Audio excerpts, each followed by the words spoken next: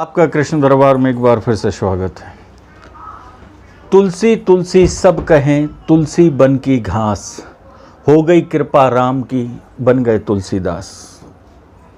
इस दोहे को आपने सुना।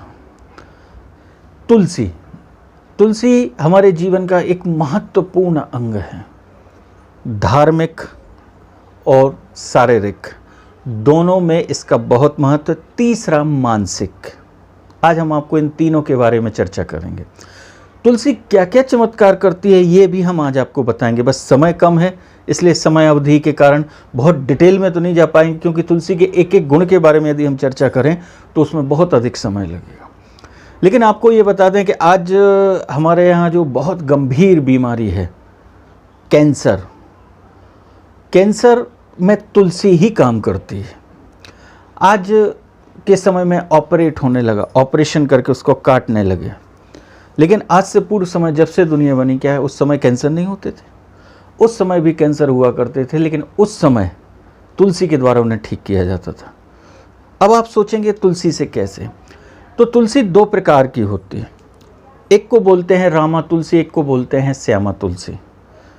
रामा और श्यामा मतलब आयुर्वेद की भाषा में कहा जाए तो रामा तुलसी अधिकतर घरों में पाई जाती है, लेकिन श्यामा तुलसी को अधिक लोग आयुर्वेद में काली तुलसी भी बोला करते हैं।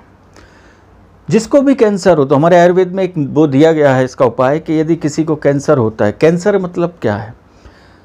कैंसर शरीर के किसी भी अंग में एक ऐसा हिस्सा बढ़ जाना जिसमें मुंह नहीं होता, और मुंह ना होने की वजह से उसमें जर्म्स जो होते हैं उसके ऑक्सीजन में मर जाते हैं, इसलिए उसके अंदर मुंह नहीं होता। वे जर्म्स अंदर ही अंदर बढ़ते हैं, बढ़ते बढ़ते एक समय बाद ब्लास्ट हो जाता है, फट जाता है, जिससे आदमी की डेथ होती है। तो तुलसी वहाँ कैसे काम करती है? तो तुलसी वहाँ कैसे काम करती है, आज हम इसकी चर्चा करेंगे। तुलसी जो है का काम होता है ऑक्सीजन देना। ऑक्सीजन यदि बॉडी में भरपूर मात्रा में रहेगी तो बॉडी में कभी कैंसर नहीं हो सकता। बॉडी के जिस पार्ट्स में ऑक्सीजन नहीं पहुंचती उसी पार्ट्स में कैंसर की संभावना बढ़ जाती है। ये साइंस भी कहता है। तो यदि किसी को कैंसर हो तो तुलसी उसे कैसे ठीक करती है? तो हमारे आयुर्वेद में एक नुस्खा दिया हुआ है कि जिस व्यक्ति को कैंसर हो शरीर के किसी भी अंग में, उसको 30 से 35 तुलसी के पत्ते को मीठे दही, मीठा माने ताज़ा दही, शक्कर मिला हुआ नहीं, ताज़ा दही, सुबह खाली पेट 100 ग्राम दही में 30 से 35 पत्ते डाल के उसको मथना है, मिक्स करना है जब तक पूरी मिक्स ना हो जाए, और पर डे 1 कटोरी खिलाना है खाली पेट सुबह। तो कुछ ही दिनों में, पुराने समय में इस नुस्खे द्वारा कैंसर का इलाज किया जाता था। तो तुलसी इस बीमारी को दूर करती थी। आपने देखा होगा हमारे पूर्व समय में जब घरों में, घर के आंगन में तुलसी रहती थी, लोग बाग उसे धर्म के हिसाब से अपनाते थे, जबकि वो एक बहुत बड़ा साइंस था, क्योंकि धर्म तो एक साइंस है, हर बार हम आपसे कह चुके हैं। तुलसी में जल चढ़ाया करते थे। जब वह बीच में रहती थी ना, तो वह ऑक्सीजन पूरे, क्योंकि 24 घंटा तुलसी ऑक्सीजन देती, पूरे जितने घर के रूम हुआ करते थे सब में भरपूर मात्रा में रहती थी। इसलिए पूर्व समय के लोगों को कभी ऑक्सीजन के सिलेंडर नहीं लगते थे, जो आज आवश्यकता पड़ने लगी है। छोटी छोटी उम्रों में भी घरों में, अस्पतालों में हमने देखा लोगों को सिलेंडर लगना चालू हो गए हैं ऑक्सीजन के, क्योंकि हमने अपने घर से तुलसी को अलग कर दिया है। तुलसी के बहुत अधिक फायदे हैं। जिस बच्चे का पढ़ने में मन ना लग रहा हो, जिस व्यक्ति का अध्यात्म में मन ना लग रहा हो, मात्र तुलसी के 3 पत्ते यदि वह सुबह से खाली पेट खा जाए, निगल जाए, चबाए नहीं, निगल जाए, तो 11 से 15 दिन के अंदर आप उसमें चेंजेस देखेंगे कि उसका मन जो एकाग्र नहीं हो रहा था तो अध्यात्म की ओर भी लगने लगा और पढ़ने में भी लगने लगा। ये छोटे छोटे उपाय हैं, क्योंकि तुलसी के बहुत गुण हैं जो हम 10 मिनट में तो आपको नहीं बता पाएंगे। तो हमारे शरीर पे भी और मन पे भी यह काम करती है। तीसरा यह काम करती है कहाँ? आध्यात्मिक। हमारे यहाँ अध्यात्म को तो बढ़ाएगी, हमारे मन को अध्यात्म पे लगाएगी। इसलिए हमारे यहाँ भगवान को भोग जब लगाते हैं तो उसमें सबसे पहले तुलसी रखते हैं। और क्या मान्यता है कि भगवान बिना तुलसी के भोग नहीं लेते। क्यों? भगवान ने ये हम सब लोगों को लिए दे रखा है कि आप यदि भगवान को भोग लगाएंगे उसमें तुलसी रहेगी, और जब उसको प्रसाद रूप में आप ग्रहण करेंगे तो सबसे पहले आप तुलसी को निगल जाएंगे। तो खाली पेट यदि आपके पेट में जब तुलसी जाएगी तो आपके शरीर में सबसे पहले वो ऑक्सीजन की पूर्ति करेगी। उसके बाद आप जो भी तेल मसाला कुछ भी खाओगे वो उसको डाइजेस्ट करेगी, और डाइजेस्ट करने के बाद आपको अन्य रोग होने की संभावना को कम कर देगी। इसलिए अध्यात्म में भी इसको लगाया जाता है। तो तुलसी के ऐसे अनेक फ़ायदे हैं, इसलिए हर घर में तुलसी होना चाहिए। ज्योतिष के अनुसार यदि आपको किसी भी ग्रह जो आपका कमज़ोर है उसको बढ़ाना है, जैसे हम सूर्य को जल चढ़वाते हैं, तो सबसे अधिक कहते हैं यदि वह जल तुलसी के पेड़ पे, पौधे पे गिरे या मनी प्लांट पे गिरे। अब आपको किस चीज़ के लिए बढ़ाना है? जो लोग पैसा चाहते हैं तो वो मनी प्लांट पे गिराएं, और जो लोग वंश चाहते हैं कि हमारा वंश बढ़े और घर में कोई भी ऐसा ना हो जिसके यहाँ बच्चे ना हो, ऐसी कंडीशन ना आए, तो वो व्यक्ति यदि प्रतिदिन सूर्य अर्पित जल चढ़ाए तुलसी की जड़ में, तो आप देखिएगा आपके यहाँ कभी ये समस्या नहीं आएगी।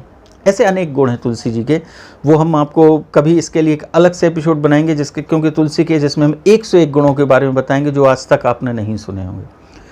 एक तुलसी का विशेष चमत्कार जो हमारे साथ घटित हुआ वो हम ज़रूर आपको बताना चाहेंगे। हमारे पास एक पेशेंट्स आया था पटना से, और वह जाति के मुस्लिम थे। उनको कमर में कोई तकलीफ़ थी, उनके कोई रिलेटिव यहाँ रहे होंगे, उनने उनको बुलवाया था, वो हमारे पास रुके। फर्स्ट टाइम जब वह भाईजान हमारे सामने आते हैं तो हम दंग रह गए उनको देख के। बाकायदा वो अपनी टोपी लगाए हुए थे, लेकिन उन गले में तुलसी की माला पहने थे, जो हमारे यहाँ सनातन धर्म में जो वैष्णव होते हैं वो पहनते हैं। तो हमने जनरल उनसे पूछा, हमने कहा भाईजान ये बात तो बड़ी अजीब लग रही है, आप तुलसी की माला पहने हो।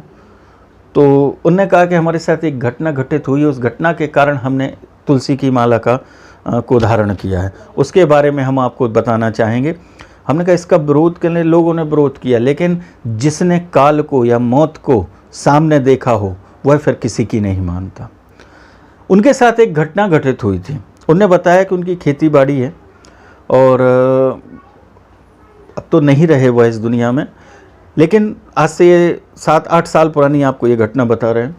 तो उन्होंने बताया कि वो दोपहर का टाइम था, 1:30 से 2 बजे के बीच का।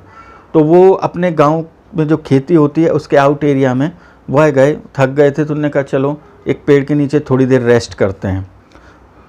तो जब वो पहुँचे हैं छाया के लिए, तो उनकी नज़र उस पेड़ के नज़दीक जैसे पहुँचती, बरगद का पेड़ था, उनने की नज़र पड़ी दोपहर में कि बरगद के पेड़ से भी कई गुना ऊंचे उनको 2 लोग खड़े दिखाई दिए, बिल्कुल काले स्याह काले, वो खड़े हुए थे 2। तो ये देख के डर गए, घबरा गए, और वो 2 लोग इनको देख रहे थे, तो ये कांप गए। इन्होंने बताया कि जब ये कांपे तो इन्हें हाथ कांपने लगे। इन्होंने कहा आप तो बहुत भयानक लग रहे हैं, क्या मेरा अंतिम समय आ गया है? तो उन्होंने कहा नहीं, हम काल पुरुष हैं और काल हैं, आज किसी की मृत्यु के लिए हम यहाँ हैं। तो कहते हैं, वो कहने लगे हमारे पुराने पूर्वज, पुराने बुजुर्ग कहा करते थे कि यदि काल के दर्शन हो जाएं, काल पुरुष के दर्शन हो जाएं तो मृत्यु आ जाती। क्या मेरी मृत्यु आने वाली है? इनने ये कहा। तो उन्होंने कहा नहीं, तुम्हारी मृत्यु नहीं है। तुम्हारे यहाँ गांव में एक धन्ना नाम का व्यक्ति रहता है, धन्ना पटेल, वो आने वाला है, वो अभी बैलगाड़ी से आएगा, तुम यहाँ पेड़ के नीचे छुप जाओ, तुम देखना उसकी मृत्यु है आज यहाँ इस पेड़ के सामने, ये जो डाली दिख रही है इसके जस्ट सामने उसकी मृत्यु होनी है, तुम बस देखते रहना। तो ये पीछे जाके छिप जाते हैं। अब होता ही है कि इन्होंने देखा वास्तव में एक धन्ना पटेल जो इनके गांव का था वो बैलगाड़ी से लेके आ रहा था। तो अब ये इनने पूछा काल पुरुष से कि इनकी मृत्यु कैसे होगी, ये तो अच्छे भले चले आ रहे हैं। तो दोनों जो बहुत बड़ी हाइट में खड़े हुए थे उन्होंने कहा ये बैल यहाँ आके रुक जाएंगे।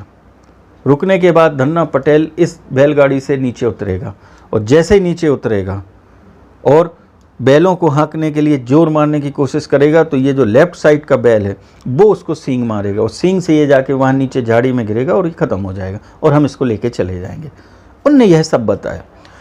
तो ये जो भाईजान थे ये देख रहे थे इस घटना को, बाकायदा बैलगाड़ी आई और वहीं आके खड़ी होती है।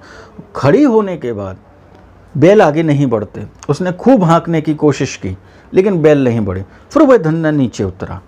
नीचे उतरने के बाद उसने लेफ्ट साइड के जो बैल हैं उसको थपथपाया, अपनी आवाज़ में बढ़ाया, लेकिन वो नहीं बढ़े। फिर वो आ गया है कि क्या दिक्कत हो गई, तो वह बैल के पैरों की तरफ देखने आया है।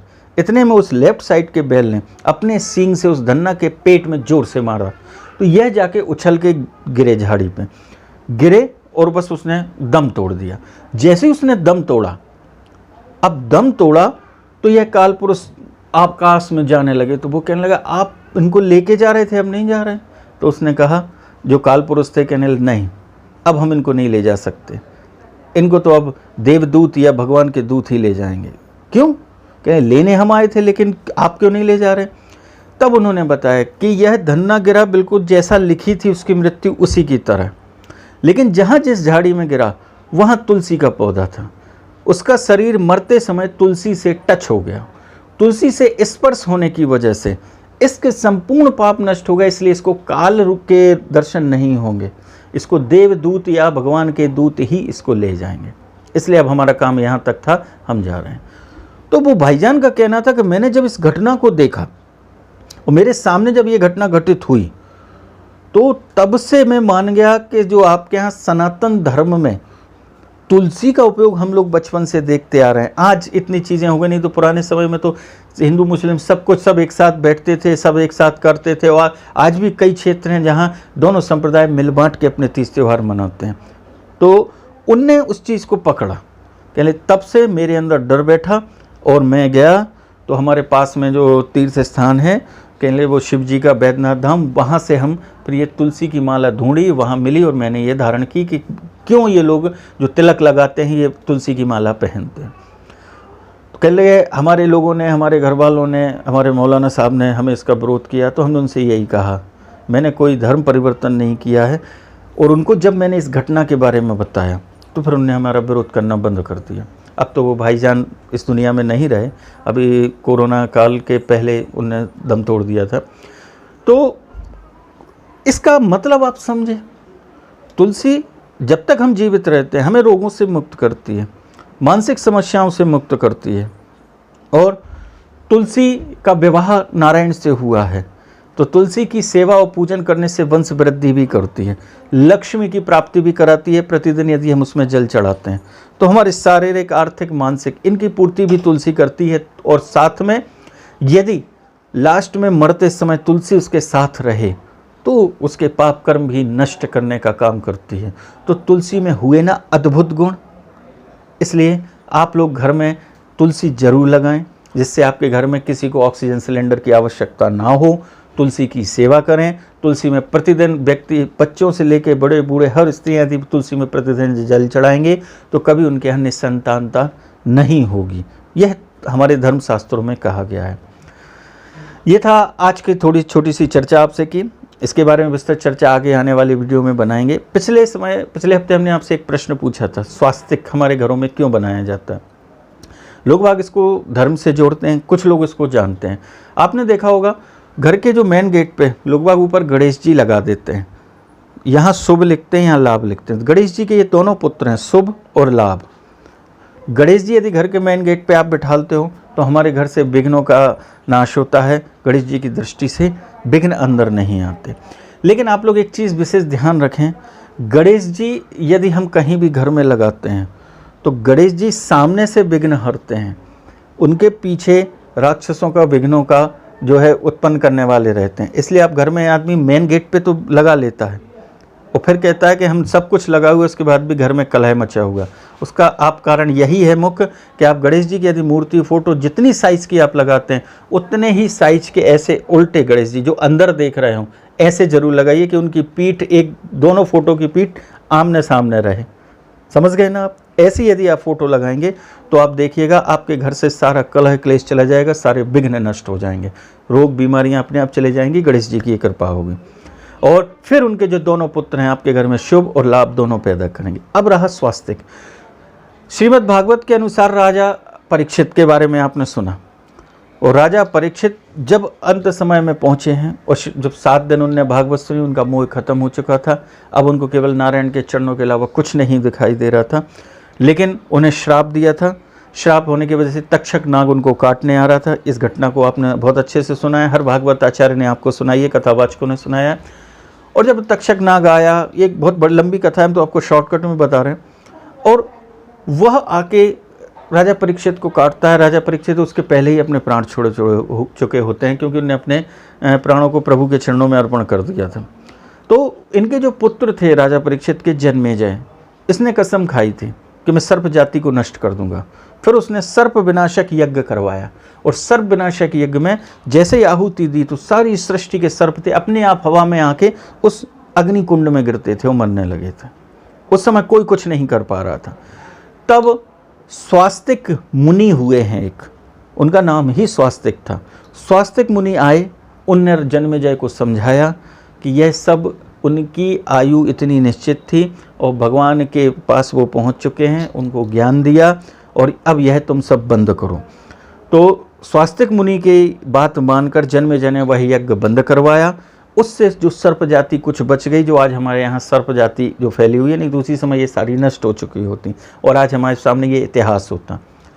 तब सारी सर्प जाति स्वास्तिक मुनि के पास आई और उनने कहा है कि हे स्वास्तिक मुनि, जहाँ आपका नाम होगा, आप रहें इस सृष्टि पे ना रहें, उस जगह हम प्रवेश नहीं करेंगे। इसलिए हमारे बुजुर्गों ने स्वास्तिक बनाना चालू किया, क्योंकि अब स्वास्तिक लिखने से सर्प हिंदी अंग्रेजी तो पढ़ नहीं रहे हैं कि आके पढ़ेंगे कि इसमें स्वास्तिक लिखा है। तो इसको क्या बनाया गया, निशान, जो आपने देखा प्लस बना देते हैं, प्लस के बाद ये ऐसी रेप लगा के एक स्वास्तिक बनाया जाता है। उस स्वास्तिक आजकल बनाए ऐसे जाने लगे, लेकिन पूर्व समय में जो बनता था उसका ये रहता था कि यदि हमने ऐसा प्लस बनाया और उसके बाद जो ये डंडा खींचते हैं इसको सर्पाकार बनाया जाता है, ऐसा ऐसा ये सर्पाकार बनेगा, मैंने हल्का सा सर्प का ऊपर का हिस्सा ऐसा मुड़ जाए, तो सर्प जाति उस घर में प्रवेश नहीं करेगी, जिससे ये अकाल मौत आपके घर में किसी भी मेंबर को नहीं सताएगी, कभी भी सर्प नहीं काटते हैं। यह स्वास्तिक मुनि की विशेषता है और उनके नाम के कारण आज भी उनका एहसान मानती है सर्प जाति, इसलिए हर घरों में स्वास्तिक मुनि का वह स्वास्तिक लगाया जाता है। यह था आपके पिछले प्रश्न का उत्तर। हमारे अगले सप्ताह का प्रश्न है, बहुत लोगों ने पूछा है इसके विषय में, इस प्रश्न पे हम अगला वीडियो भी तैयार करेंगे आप लोगों के लिए। लोगों ने प्रश्न किया है, छोटे छोटे बच्चों ने हमें बाहर से प्रश्न किए हैं कि महाभारत युद्ध में जब भगवान श्री कृष्ण स्वयं मौजूद थे, है ना, उनने 5 पांडवों की रक्षा की, फिर उनने अपने भांजे अभिमन्यु को क्यों नहीं बचाया? यह बहुत महत्वपूर्ण प्रश्न है। जानते हुए वे अर्जुन को युद्ध लड़ते लड़ते दूसरी दिशा में ले गए और वो सब देख रहे हैं, लेकिन उन्होंने अभिमन्यु को नहीं बचाया। तो ऐसा क्यों हुआ? कई लोगों ने प्रश्न का उत्तर यह दिया कि वह अल्पायु थे, लेकिन भगवान के सामने आयु अल्पायु होने का कोई सेंस नहीं होता। भगवान सामने होते तो उस चीज़ को भी बचा सकते थे, लेकिन श्री कृष्ण भगवान ने क्यों नहीं बचाया, इसके पीछे का क्या रहस्य है, इसके बारे में हम चर्चा करेंगे अगले सप्ताह। आशा करता हूँ आज की ये छोटी सी जानकारी आपको पसंद आई होगी, अच्छी लगे, सब लोगों तक भेजें जिससे सबका भला हो और इस तुलसी के अद्भुत चमत्कारों से अपने जीवन को भी आप अद्भुत और आश्चर्यजनक बनाइए और सुखी और संपन्न रहिए। इसी आशा सहित भगवान श्री कृष्ण आपकी सारी मनोकामना पूरी करें, आप स्वस्थ रहें, आपके घर में धन धान्य रहे, संतान वंश बढ़े, इसी आशा सहित। जय श्री कृष्ण।